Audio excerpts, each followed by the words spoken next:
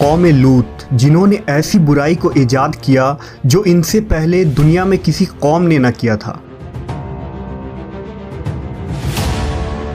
ایسی بدکاری جس کی مثال تاریخ میں کہیں نہیں ملتی۔ اس قوم نے ایسا کیا کام کیا تھا اور ان کا کیا انجام ہوا؟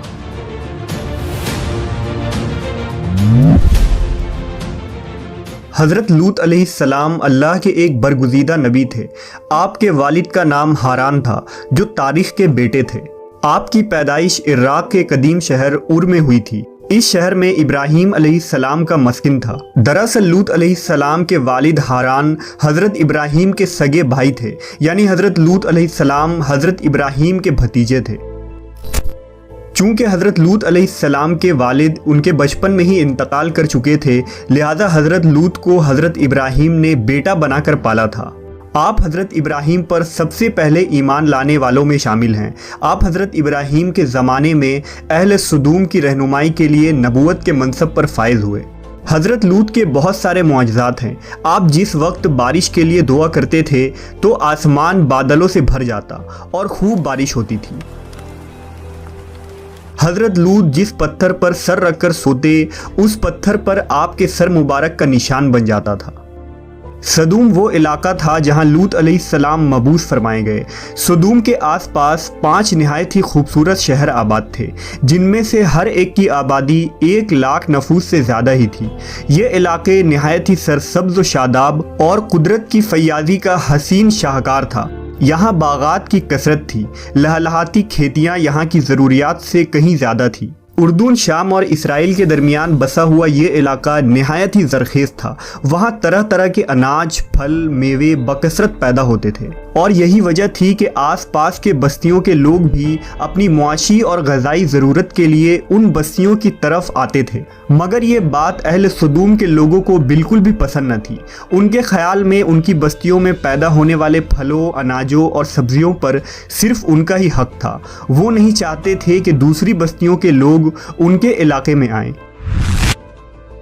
ایک دن سدوم کے لوگ اس بات پر غور و فکر کر رہے تھے کہ باہر سے آنے والے لوگوں کو یہاں آنے سے آخر کیسے روکا جائے کہ ابلیس ایک بزرگ کی شکل میں ان کے محفل میں آیا اور کہا، اگر تم ان سے پیچھا چھڑانا چاہتے ہو تو میرے کہنے پر عمل کرو۔ اس اجنبی بزرگ کی بات لوگوں نے بہت توجہ سے سنی۔ ابلیس نے کہا، میں کل بتاؤں گا۔ دوسرے دن ابلیس ایک خوبصورت جوان لڑکے کی بھیس میں آیا اور انہیں اپنی عورتوں کے بجائے مردوں کے ساتھ فعل بد کرنا سکھایا۔ ابلیس نے کہا کہ اگر تم ان بستیوں کے لوگوں سے نجات چاہتے ہو جو تمہاری بستی میں آ جاتے ہیں تو ایسا کرو کہ جب بھی کوئی شخص تمہارے علاقے میں آئے تو تم لوگ زبردستی اس کے ساتھ اپنی خواہش پوری کرو۔ اس طرح یہ لوگ اس بستی میں آنا چھوڑ دیں گے۔ اپنی نفسانی خواہشات کے لیے مردوں سے بدفعلی اس قوم کا دستور بن گیا تھا۔ یہاں بے حیائی عام ہو گئی تھی۔ حکمراں، سردار، رؤسا، ہر طبقے میں گھر گھر یہ عمل پھیل گئی تھی۔ بھری محفل میں یہ لوگ اس فحاشی کے کام کو کر کے خوش ہوتے تھے۔ کوئی بھی محفل اس کام کے بغیر ادھوری سمجھی جاتی تھی۔ خاص کر مسافروں میں سے کوئی خوبصورت لڑکا ہوتا تو یہ لوگ اسے اپنا شکار بنا لیتے۔ تلمود میں لکھا ہے کہ اہل سدوم اپنی روزمرہ کی زندگی میں سخت ظالم، دھوکے باز اور بد معاملہ تھے۔ کوئی مسافر ان کے علاقے سے بخیریت نہ گزر سکتا تھا۔ کوئی غریب ان کی بستیوں سے روٹی کا ایک ٹکڑا نہ پا سکتا تھا۔ بارہا ایسا ہوتا تھا کہ باہر کا آدمی ان کے علاقے میں پہنچ کر فاقوں سے مر جاتا اور یہ اس کے کپڑے اتار کر اس کی لاش کو برہنہ دفن کر دیتے۔ اپنی وادی کو انہوں نے ایک باغ بنا رکھا تھا جس کا سلسلہ میلوں تک پھیلا ہوا تھا۔ اس باغ میں وہ انتہائی بے حیائی کے ساتھ اعلانیہ بدکاریاں کرتے تھے۔ حضرت لوط علیہ السلام نے انہیں توحید کی دعوت دی اور بدکاری کے اس گھنونے عمل سے توبہ کرنے کا حکم دیا۔ حضرت لوط نے کہا، تم بے حیائی کیوں کرتے ہو؟ کیا تم عورتوں کو چھوڑ کر لذت حاصل کرنے کے لیے مرد کی طرف مائل ہوتے ہو؟ حقیقت یہ ہے کہ تم احمق لوگ ہو۔ حضرت لوط اہل سدوم کو دن رات واعظ و نصیحت کیا کرتے، لیکن قوم پر اس کا کوئی اثر نہ ہوا، بلکہ وہ بہت فخریہ انداز میں یہ کام کرتے تھے۔ انہیں حضرت لوط کا سمجھانا بھی برا لگتا تھا، لہٰذا انہوں نے صاف صاف کہہ دیا کہ اگر تم ہمیں اسی طرح برا کہتے رہے اور ہمارے کاموں میں مداخلت کرتے رہے تو ہم تمہیں اپنے شہر سے نکال دیں گے۔ حضرت لوط نے نصیحت و تبلیغ کا سلسلہ جاری رکھا، لہٰذا ایک دن اہل سدوم نے خود ہی عذاب الہی کا مطالبہ کر دیا۔ اللہ تعالیٰ نے اب تک ان کے اس بدترین فحاشی اور بدکاری کے باوجود ڈھیل دے رکھی تھی، لیکن جب انہوں نے حضرت لوط سے ایک دن کہا کہ اگر تم سچے ہو تو ہم پر عذاب لے آؤ، لہٰذا ان پر عذاب الہی کا فیصلہ ہو گیا۔ اللہ نے اپنے خاص فرشتوں کو دنیا کی طرف روانہ کر دیا۔ یہ فرشتے دراصل حضرت جبرائیل، میکائیل اور اسرافیل علیہ السلام تھے۔ پھر یہ فرشتے حضرت لوط علیہ السلام کے گھر تشریف لے آئے۔ حضرت لوط نے جب ان خوبصورت نوعمر لڑکوں کو دیکھا تو سخت گھبراہٹ اور پریشانی میں مبتلا ہو گئے۔ انہیں یہ خطرہ محسوس ہوا کہ اگر ان کے قوم کے لوگوں نے انہیں دیکھ لیا تو نہ جانے وہ ان کے ساتھ کیا سلوک کریں گے۔ حضرت لوط کی بیوی کا نام وائلہ تھا، اس نے آپ پر ایمان نہ لایا تھا اور وہ دراصل منافقہ تھی، وہ کافروں کے ساتھ تھی، لہٰذا اس نے جا کر اہل سدوم کو یہ خبر دے دی کہ لوط کے گھر نوجوان لڑکے مہمان ٹھہرے ہوئے ہیں۔ یہ سن کر بستی والے دوڑتے ہوئے حضرت لوط کے گھر پہنچے۔ حضرت لوط نے کہا، اے قوم، یہ جو میری قوم کی لڑکیاں ہیں یہ تمہارے لیے جائز اور پاک ہیں، اللہ سے ڈرو اور مجھے میرے مہمانوں کے سامنے رسوا نہ کرو، کیا تم میں سے کوئی بھی شائستہ آدمی نہیں؟ حضرت لوط کی بات سن کر وہ لوگ بولے، تم بخوبی واقف ہو کہ ہمیں تمہاری بیٹیوں سے کوئی حاجت نہیں، اور جو ہماری اصل چاہت ہے اس سے تم بخوبی واقف ہو۔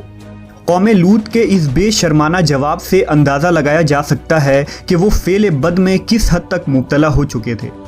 جب حضرت لوط علیہ السلام کی قوم ان کے گھر کی طرف دوڑتی ہوئی آئی تو حضرت لوط نے گھر کے دروازے بند کر دیے اور ان نوجوانوں کو ایک کمرے میں چھپا دیا۔ اس بدکار لوگوں نے آپ کے گھر کا گھیراؤ کیا ہوا تھا اور ان میں سے کچھ گھر کے دیوار پر بھی چڑھنے کی کوشش کر رہے تھے۔ حضرت لوط اپنے مہمانوں کی عزت کے خیال سے بہت زیادہ گھبرائے ہوئے تھے۔ فرشتے یہ سب منظر دیکھ رہے تھے۔ جب انہوں نے حضرت لوط علیہ السلام کی بے بسی اور پریشانی کا یہ عالم دیکھا تو حقیقت سے پردہ اٹھاتے ہوئے یوں فرمایا، اے لوط، ہم تمہارے رب کے بھیجے ہوئے فرشتے ہیں، یہ لوگ ہرگز تم تک نہیں پہنچ سکیں گے، ابھی کچھ رات باقی ہے تو اپنے گھر والوں کو لے کر چل دو اور تم میں سے کوئی شخص پیچھے مڑ کر نہ دیکھے۔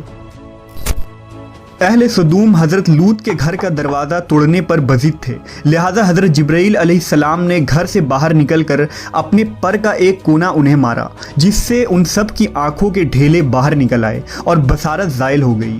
یہ خاص عذاب ان لوگوں کو پہنچا جو حضرت لوط کے پاس بد نیتی سے آئے تھے۔ حضرت لوط علیہ السلام حقیقت حال جان کر مطمئن ہو گئے اور اپنے گھر والوں کے ساتھ رات ہی کو نکل کھڑے ہوئے۔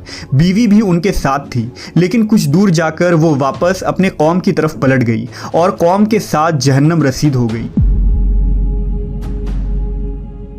صبح کا آغاز ہوا تو اللہ کے حکم سے حضرت جبرائیل نے بستی کو اپنے پر سے اکھاڑ دیا اور پھر اپنے بازو پر رکھ کر آسمان پر چڑھ گئے، یہاں تک کہ آسمان والوں نے بستی کے کتے کے بھونکنے اور مرغوں کے بولنے کی آوازیں سنی۔ پھر اس بستی کو زمین پر دے مارا، جس کے بعد ان پر پتھروں کی بارش ہوئی۔ ہر پتھر پر مرنے والوں کا نام لکھا ہوا تھا۔ جب یہ پتھر ان کو لگتے تو سر پاش پاش ہو جاتے۔ صبح سویرے شروع ہونے والا یہ عذاب اشراق تک پوری بستی کو نیست و نابود کر چکا تھا۔ قوم لوط کی ان خوبصورت بستیوں کو اللہ نے ایک انتہائی بدبودار اور سیاہ جھیل میں تبدیل کر دیا، جس کے پانی سے رہتی دنیا تک کوئی فائدہ نہیں اٹھایا جا سکتا۔ سمندر کے اس خاص حصے میں کوئی جاندار، مچھلی، میڈک وغیرہ زندہ نہیں رہ سکتے، اس لیے اسے ڈیڈ سی یعنی بحر مردار کہا جاتا ہے، جو اسرائیل اور اردن کے درمیان واقع ہے۔ ماہرین آثار نے 10 سالوں کی تحقیق و جستجو کے بعد اس تباہ شدہ شہر کو دریافت کیا تھا۔ تحقیقات سے پتہ چلا تھا کہ اس شہر میں زندگی بالکل ختم ہو چکی ہے۔ اس شہر کے راستے اور کھنڈرات کو دیکھ کر آرکیولوجسٹ نے یہ اندازہ لگایا کہ جب یہ شہر تباہ ہوا تو اس وقت لوگ روزمرہ کے معمولات کے کاموں میں مشغول تھے اور یہاں زندگی اچانک ختم ہو گئی تھی۔ اہل سدوم جنہیں پتھر بنا دیا گیا تھا، ان کے بت ابھی تک بحر مردار کے پاس موجود ہیں، جو تا قیامت لوگوں کے لیے ایک عبرت ہے۔ آج یورپی ممالک میں انسانی آزادی کے نام پر اس بدکاری کی اجازت دی جاتی ہے اور اس فحش عمل کو فخر سمجھا جاتا ہے، مگر حقیقت یہ ہے کہ ہم جنس پرستی بالکل فطرت کے خلاف ہے، جس سے انسانی معاشرہ تباہ و برباد ہو جاتا ہے۔ روایتوں کے مطابق ایک مرتبہ حضرت سلیمان علیہ السلام نے شیطان سے پوچھا کہ اللہ کے نزدیک سب سے بدترین عمل کیا ہے؟ ابلیس بولا، جب مرد مرد سے بدفعلی کرے اور عورت عورت سے خواہش پوری کرے۔ حضرت ابن عباس سے روایت ہے کہ رسول اللہ صلی اللہ علیہ وسلم نے فرمایا کہ اس شخص پر اللہ پاک کی لعنت ہو جو قوم لوط والا عمل کرے۔